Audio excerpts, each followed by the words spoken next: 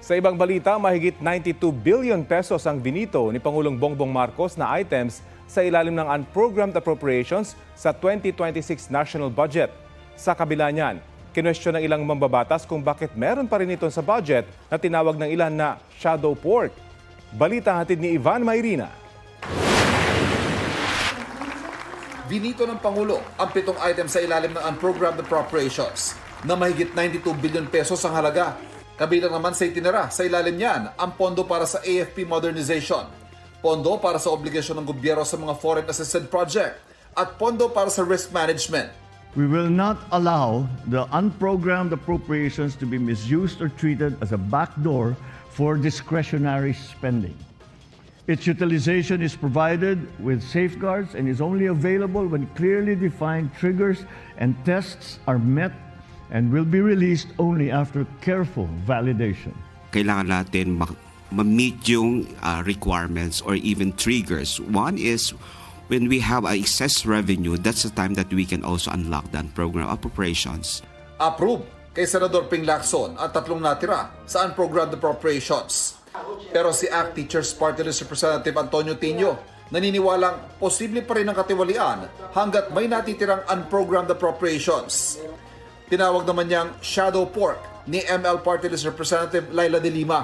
Ngayon pa lang, balak na yung questionin ni Caloocan 2nd District Representative Edgar Erice sa Korte Suprema. Ang aking position, all unprogrammed funds in any form are unconstitutional. We're already drafting the petition. Mahalaga din na matuldukan na ito, na ma-define na talaga ng Korte Suprema kung talaga bang ang ganitong uri ng pagbabudget na walang katapat na source of financing ay labag sa ating konstitusyon. Pero nanindigan si Senate President Tito Soto na isa ang 2026 budget sa pinakamalinis sa budget na napirmahan. Tinawag naman itong People's Budget ni House Speaker Bogie D. Pinakamalaking bahagi ng budget ay napunta sa sektor ng edukasyon. Kabilang sa 1.345 trillion peso budget ito, ang pag-hire ng mas maraming guro at non-teaching personnel at pagpapatayo ng halos 25,000 na classroom. Pinakamalaking health budget naman sa kasaysayan ng bansa, ang 448 billion pesos para sa taong ito. Pasok na dyan ang 60 billion na pinapasauli ng Korte Suprema. 297 billion pesos naman ang inilaan para sa agrikultura at kasama na dyan ang pondo para sa farm-to-market roads na dating nasa ilalim ng Department of Public Works and Highways. 270 billion pesos naman ang pondo para sa social services, kabilang ang para sa mga ayuda. Ang ilan sa mga yan tulad ng AIX, MyFIP at TUPAD, nagagamit umano sa vote buying at pamumulitika ayon sa ilang mambabatas ng Makabayan Bloc. Pero sabi ng ehekutibo, naglagay naman ng probisyon na hindi pwedeng makialam o mamagitan ng mga politiko sa pamamahagi ng mga ayuda. Politicians shall be barred from the distribution of any financial aid, and we shall ensure that the support reaches the intended beneficiaries without patronage. Walang bawas, walang kulang. So susundan natin yung guidelines na yan under the General Appropriations Act of 2026. Wala yan dati.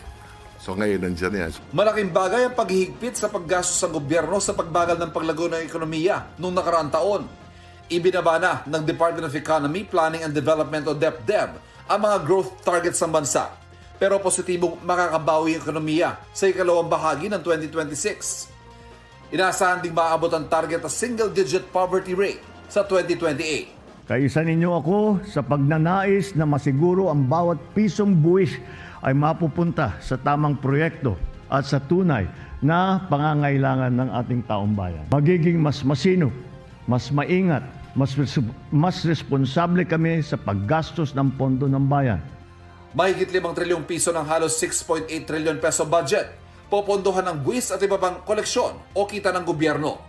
1.6 trillion pesos naman ito ang kailangang utangin. Ivan Mayrina nagbabalita para sa GMA Integrated News.